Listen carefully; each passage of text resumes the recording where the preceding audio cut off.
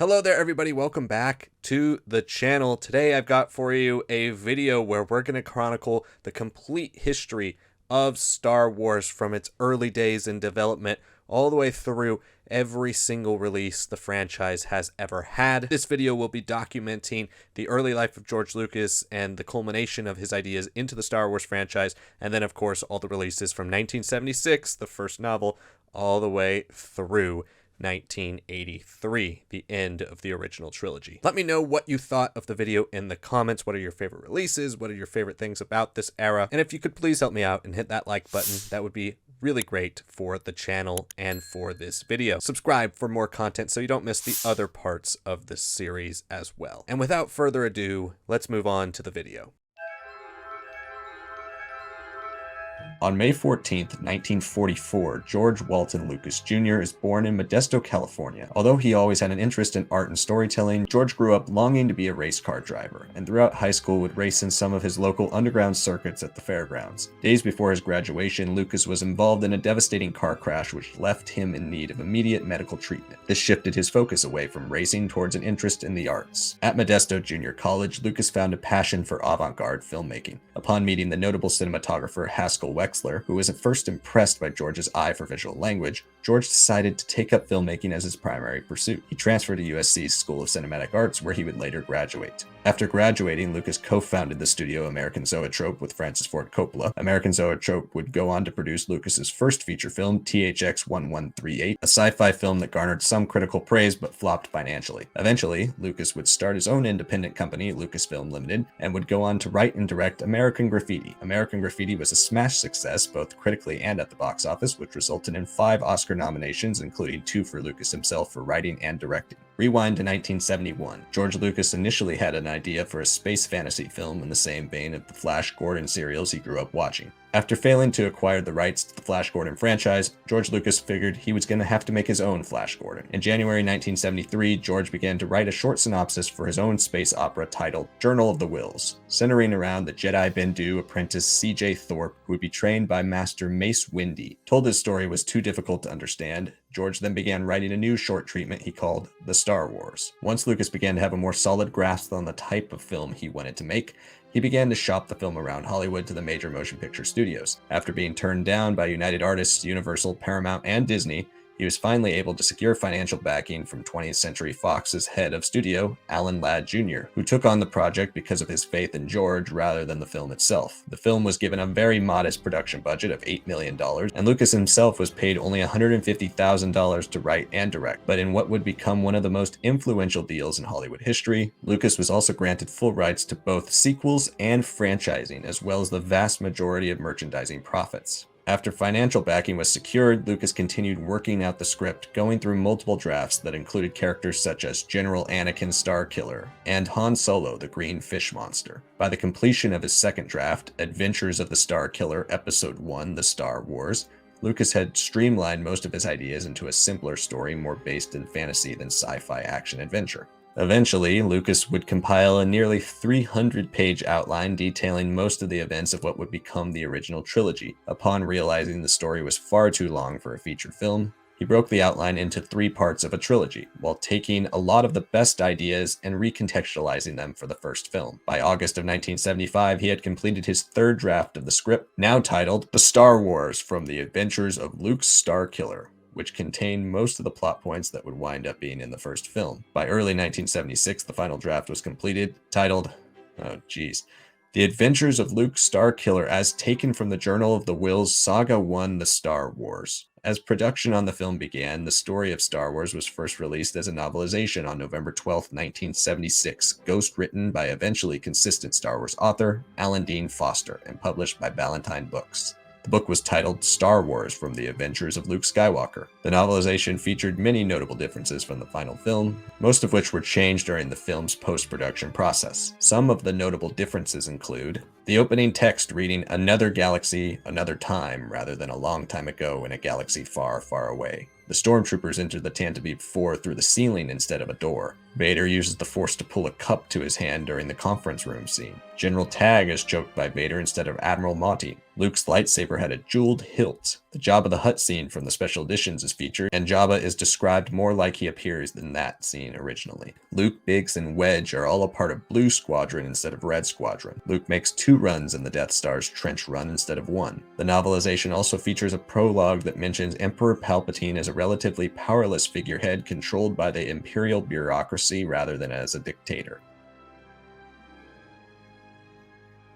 After a troubled production and multiple cuts of the film, Star Wars was released in less than 32 theaters on May 25, 1977. As we all know, the film exceeded all expectations and became one of the highest-grossing films of all time, forever changing the way movies were made and establishing sci-fi fantasy as a viable genre for future blockbuster entertainment. The Star Wars line by Marvel Comics spanned 107 issues and ran from April 1977 to June 1986. Issues number 1 through 6 adapted the story of Star Wars Episode 4: A New Hope, while issues number 7 through 38 told new adventures about the main characters from the films. Issues 39 through 44 would then kick off the comic adaptation of The Empire Strikes Back. Then from issue 45 on, the book turned back to telling original stories, carrying up to and past the events of Return of the Jedi, until the series came to a close in June 1986 with issue number 107. The Marvel run on Star Wars is notable for many interesting concepts and characters, but the most notable attribute of the Star Wars Marvel line was its establishment of a Star Wars continuity that existed beyond the films. It told the first Star Wars stories post A New Hope and connected the universe through the end of the original trilogy. In other words, this series could be credited as not just the first Star Wars sequel, but also the first new piece of what would become the Star Wars expanded universe. Star Wars comics weren't purely restricted to the traditional single-issue comic format. From 1977 through 1984, Star Wars comic strips were published in a variety of mediums, including Marvel's Pizzazz magazine, and in comic strips by the Los Angeles Times Syndicate across other publications. Similarly to the comics, these stories continued the adventures of our heroes from Episode 4: A New Hope. Written as a direct sequel to his 1976 ghost-written novelization of the first Star Wars film, Alan Dean Foster's Splinter of the Mind's Eye was the first Star Wars novel to be published in the Star Wars Expanded Universe. The book is set 2 years after the events of A New Hope and is based on sequel conversations Foster had with Lucas while writing the novelization of A New Hope. The book tells of an adventure where Luke and Leia crash land on the planet Mimban and are pursued by Darth Vader and the Empire. The character of Han Solo is notably absent from the book, as Splinter of the Mind's Eye was considered for a possible film adaptation, and Harrison Ford had yet to extend his contract past the first Star Wars film. One of the most notable and important lore inclusions in Splinter of the Mind's Eye was the first direct mention of kyber crystals. Released in 1978, the Star Wars Holiday Special reunited Luke, Leia, Han, Chewbacca, C-3PO, R2-D2, and Darth Vader in a 2-hour made-for-TV special revolving around Han Solo and Chewbacca returning to Kashyyyk to celebrate the Wookiee holiday, Life Day, with Chewbacca's family. The holiday special was a disaster and was never aired again after its initial 1978 premiere. George Lucas famously said that he would, quote, be happy if every copy could be tracked down and burned. Despite its critical mauling and hatred by the creator himself, the Star Wars Holiday Special is still being referenced by Star Wars creators today. The animated short film within the film itself, The Story of the Faithful Wookiee, is notable for being the first on-screen appearance of the legendary bounty hunter, Boba Fett. The Star Wars storybooks were a series of adaptations of each of the 3 original trilogy films, featuring full-color photographs from the movies, as well as scenes cut from the final film with production stills. The A New Hope storybook, titled The Star Wars Storybook, was written by Geraldine Richardson and released on April 12, 1978. The Empire Strikes Back storybook was written by Shep Steneman and was published on April 12, 1980. And finally, Return of the Jedi, the storybook based on the movie, was written by Joan D. Vinge and released in May of 1983. Star Wars Weekly, or Star Wars Marvel UK, was a series of comic books republishing the issues of the Marvel Comics Star Wars series from the United States, along with Marvel Comics Pizzazz magazine comic strips in the UK. Star Wars Weekly began on February 8, 1978, and went through several name changes, including the Empire Strikes Back Weekly, throughout the years before it ended its run in 1986. All titles continued in a single numbering system until Return of the Jedi Weekly, which reset it to number 1. The main difference between the British series and the American series was that the British series took 2 to 3 issues to publish all the content printed in only 1 issue of the American series. Many issues of Star Wars Weekly also included articles and interviews, as well as additional stories from other Marvel comics. The Han Solo Adventures was a trilogy of novels written by Brian Daley and published from 1979 to 1980. These stories tell of Han Solo's early adventures with his Wookiee partner Chewbacca in the corporate sector and are set prior to the events of the film Star Wars Episode IV: A New Hope. The three stories included in this trilogy were Han Solo at Star's End, Han Solo's Revenge, and Han Solo and the Lost Legacy. One of the Han Solo Adventures' biggest contributions to the Star Wars universe was the fact that it was the first Star Wars book trilogy to ever release. The Star Wars storybooks began releasing in 1979 with the book The Maverick Moon, written by Eleanor Earnhardt. In this story, Luke is enrolled in the new academy for space pilots on an unidentified planet. Known as the Planetary Pioneers, Luke and his classmates are training to transport ships to create new colonies on uninhabited worlds. The second Star Wars storybook, The Mystery of the Rebellious Robot, was also written by Eleanor Earnhardt. This story follows Han Solo and Chewbacca as they travel to Tatooine aboard the Millennium Falcon when R2 suddenly shuts down. Han, Chewie, and Luke Skywalker are puzzled by the sudden bizarre behavior of their robots and the malfunction of their machines. And finally releasing in September of 1979 by Eleanor Earnhardt, the Wookiee storybook follows young Wookiee Lumpy as he travels to the Netherworld to collect Waska berries for Chewbacca's 200th birthday. Star Friends was a short Star Wars-themed drunk driving public service announcement released by the United States Department of Transportation's National Highway and Safety Administration on television in 1979, as part of their Friends Don't Let Friends Drive Drunk campaign. In this short PSA, Figurin Dan and the Modal Nodes play Mad About Me to a crowd of drinking, carouseling aliens in a cantina, where we see an inebriated Tal's patron arguing with the bartender while sitting at the bar. A Duros patron then offers to drive his friend home, rather than allowing the drunk to drive home intoxicated.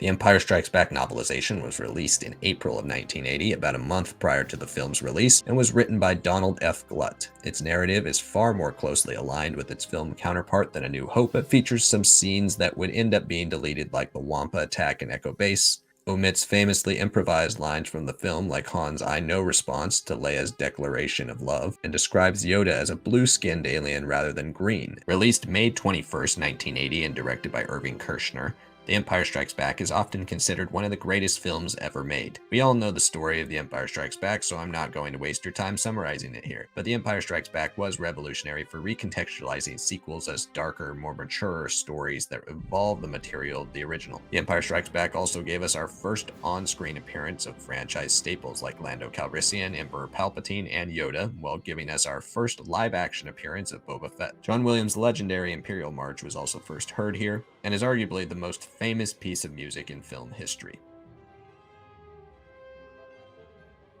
The Star Wars radio drama was a 13-part adaptation of the original Star Wars film and is the first of the radio dramatizations of the original trilogy. It was produced in 1981 by the National Public Radio as part of its program NPR Playhouse. The script was written by Brian Daley, who wrote the Han Solo Adventures, and it was narrated by Ken Hiller. Mark Hamill and Anthony Daniels also returned to reprise the roles of Luke Skywalker and C-3PO.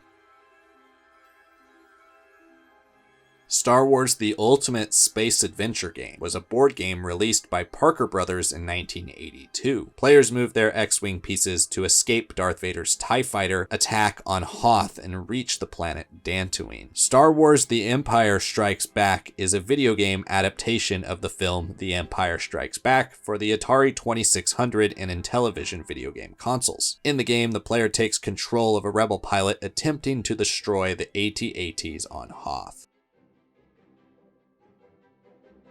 Star Wars Jedi Arena is a game produced solely for the Atari 2600 by Parker Brothers and released in 1983. The game faces two Jedi Knights off against each other in a special arena. Each opponent tries to block laser blasts from a training remote with their lightsaber and redirect them back towards the other opponent, thereby knocking out their shield. The first Jedi to receive 3 hits loses. According to the rules, the winner gains the rank of Jedi Master. The Empire Strikes Back was a 10-part radio adaptation of the original film Star Wars Episode V, The Empire Strikes Back, released on February 14th, 1983 on NPR. The dramatization lasts for a total of 5 hours, and was also once again written by Brian Daley. Billy D. Williams returned to reprise his role as Lando Calrissian, and famous actor John Lithgow played Yoda. Star Wars the arcade game, or simply known as Star Wars, was an arcade game produced by Atari and released on May 5th, 1983. The game is a first-person space simulation based around the events of Star Wars Episode IV: A New Hope. More specifically, the game covers the Battle of Yavin. It's composed of 3D color vector graphics and is considered one of the most popular video games of all time. Several home versions were also released over the years. The game was the first ever to feature Digidi's voice capabilities, often considered a prime factor of the game's success. Later, the game could also be converted into the Empire Strikes Back arcade game. In the Empire Strikes Back arcade game, players would take the control of Luke Skywalker, set in the Battle of Yavin from a first-person perspective. Players also take control of Han Solo as they escape into the asteroid field in the Millennium Falcon. In 1984, Return of the Jedi levels were also added to the Star Wars arcade game. Levels in the Return of the Jedi game saw players take control of Princess Leia on a speeder bike as they are pursued by Imperial speeders trying to take you down. In another level, the player controls an AT-ST as Chewbacca, while in another level, the player controls the Millennium Falcon as Lando Calrissian. In the last phase of the game, the player enters the second Death Star with the Millennium Falcon, and the player has to blow up the reactor while avoiding the TIE interceptors. The Return of the Jedi novelization was released weeks before its film counterpart in May of 1983 and was written by James Caan. The novelization features more extensive backstory on characters like Emperor Palpatine and Mon Mothma than are featured in the film, contains scenes that would later be deleted like Luke's construction of his green lightsaber, and Vader's confrontation with Moff Jerjerrod at the entrance of Palpatine's throne room, and a number of other minor differences in continuity like a description of Palpatine as beloved by most of the galaxy rather than a dictator. Released May 25th, 1983 and directed by Richard Marquand, Return of the Jedi capped off the story of Lucas's original trilogy, telling the story of Vader's redemption and the Rebellion's victory over the Empire. The film is notable for introducing Ian McDiarmid as Emperor Palpatine for the first time, as well as notable additions such as Rebel leaders Mon Mothma and Admiral Akbar. We also got our first on-screen appearance of the often-mentioned Jabba the Hutt. Return of the Jedi received overwhelmingly positive reception upon its release, even if it was considered the weakest of the trilogy. Return of the Jedi Marvel Comics 1983 to 1984, a 4-issue miniseries published by Marvel Comics that recounts the events of the film. It was the only adaptation of one of the original trilogy films to be published as a miniseries rather than as part of the mainline Marvel Star Wars comic line,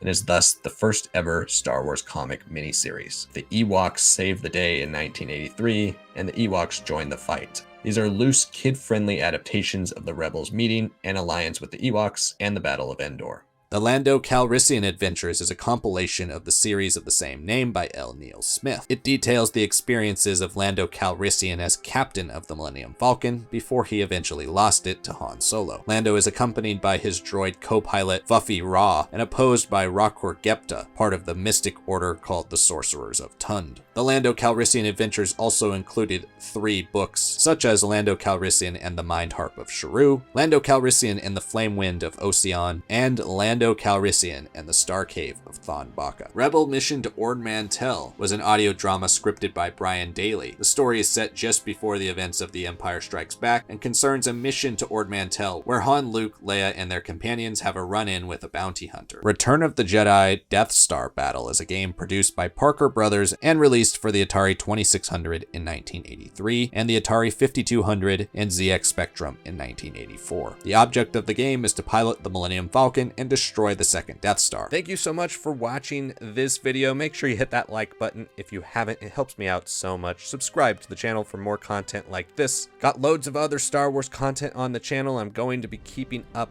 with the Star Wars content. So if you want to see part 2, let me know in the comments. Thank you so much for watching this video, and I will see you all next time.